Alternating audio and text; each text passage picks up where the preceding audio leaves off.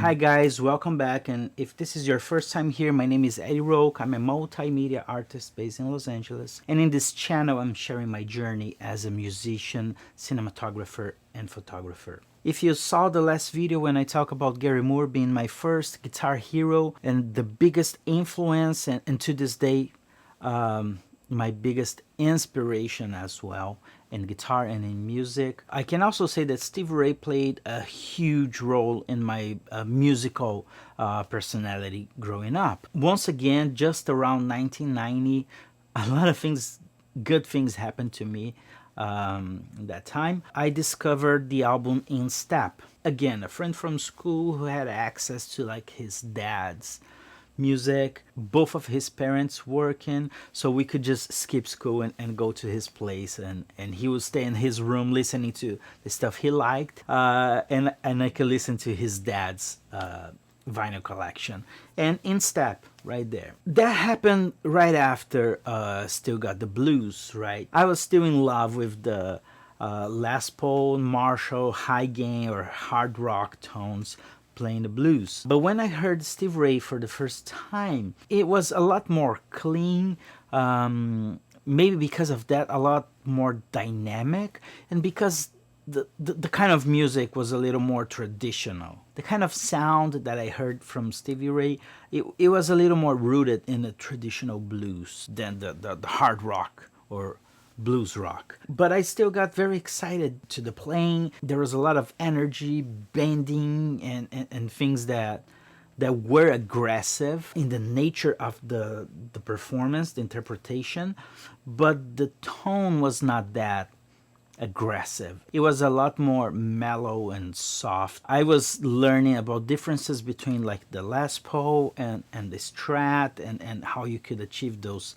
different sounds, but I still didn't have an electric guitar on my own. So some of the examples I would like to play, they come from the album In Step. Some will come from the album Texas Flood, just to illustrate the inspiration and the influence that Stevie Ray had on me. I know this guitar has a humbucker and a bridge. I could easily come here and simply split one of the coils and have a close to a single coil sound, but for the sake of these examples I will stick to the single coils, mid pickup, neck pickup together, or just the mid, which is noisy.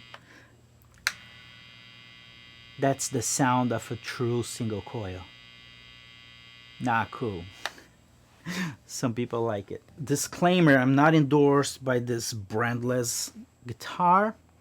I just like it, that's why I play it. Also, I'm in standard tuning because I was recording something else, so these examples, they will sound a half step higher than what you're used to hear, but still fine. First time I heard last track in the album, right?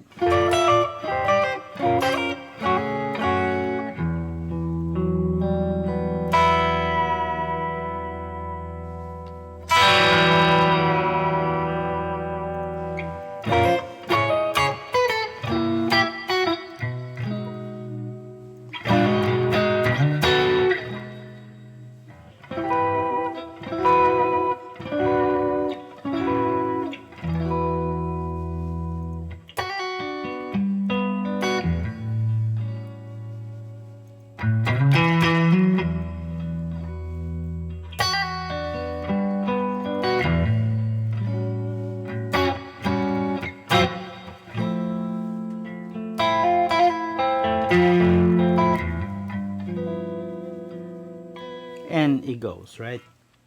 It's so dynamic. The same word people use when they describe a good image or a good video. The word cinematic, which I I hate it.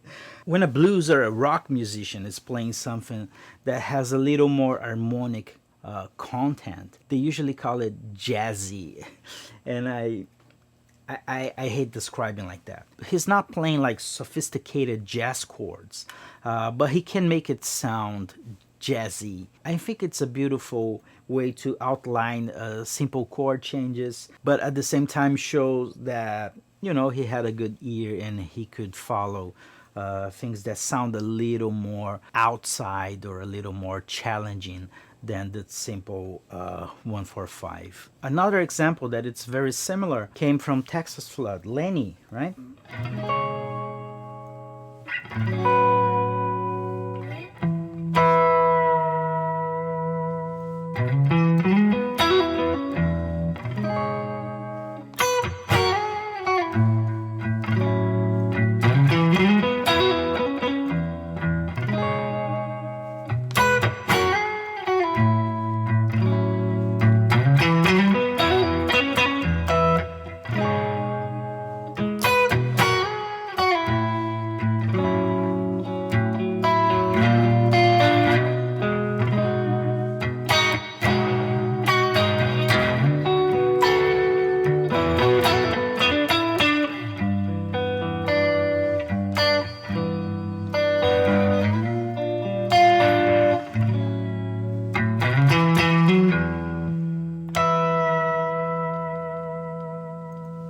And from the same album, it comes Pride and Joy, which I believe it's his signature song, right?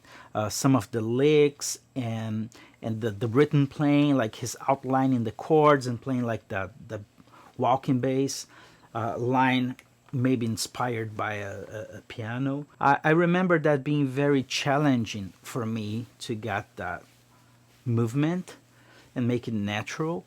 And because I used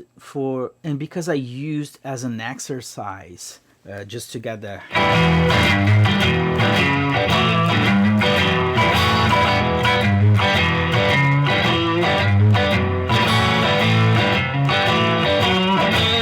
right, and I try to challenge myself and write something that instead of a major blues, it would be a minor blues, and having a different kind of harmony. And that's how Love's Pain was born. The first song from my last album, called Here to Stay. You guys can find on here on YouTube or any platforms, iTunes, Spotify, Deezer, whatever else it's out there. I might have done a video in the past explaining the concept on how I wrote Love's Pain. I could do an updated version if you guys would like to. But it's basically the same thing, but instead of using the open strings, it's a minor key with bar chords, and it's very challenging because of the pattern and the way it changes. And the movement, it's inspired by a flamenco, kind of flamenco harmony. That's why it's called Love's Pain, or Love is Pain. I don't know. Ask my mom.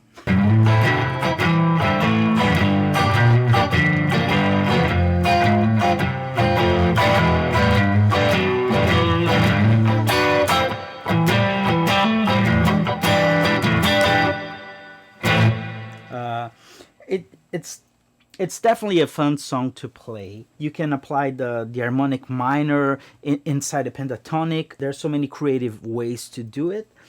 But as an exercise, it's also pretty amazing what you can do with this. So you can get your Stevie Ray shuffle mojo in shape.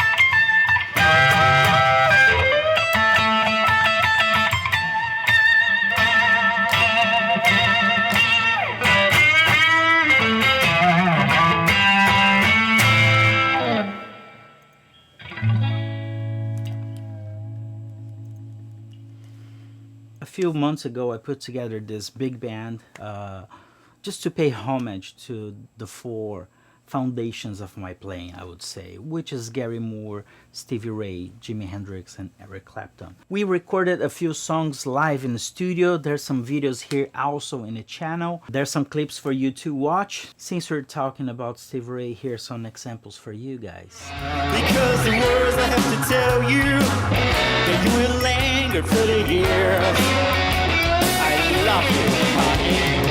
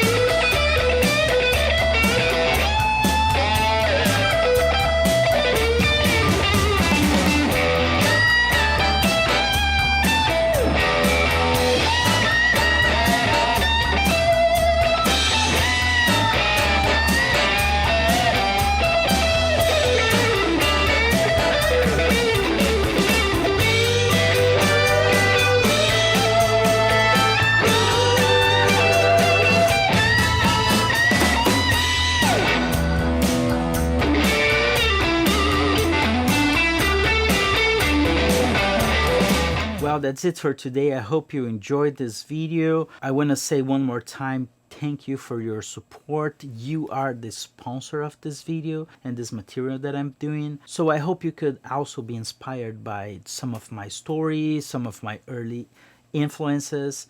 And I hope to see you guys in the next video, which I don't know what it is at this point, but you can check it right here. I hope to see you guys there, and thank you.